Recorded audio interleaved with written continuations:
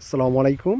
আমি আজকে আপনাদের দেখাচ্ছি একটি ফুলকপি বাগ, যেটি আমাদের জালালপুর চরবন্দে।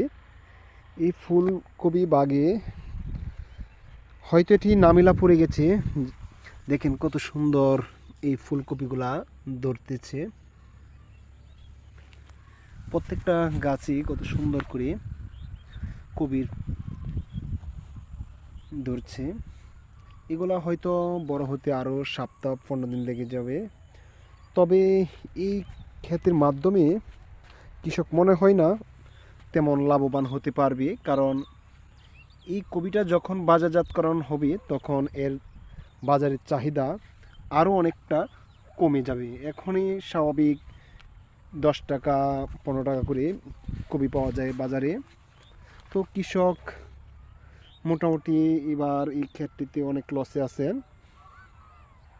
দেখতে পাচ্ছেন এক ঠান্ডার কারণে সঠিক সময়ে এই গাছগুলোতে কপি হয় নাই, বিধায় কৃষক লাভবান হতে পারবেন না বলে ধারণা করা হচ্ছে।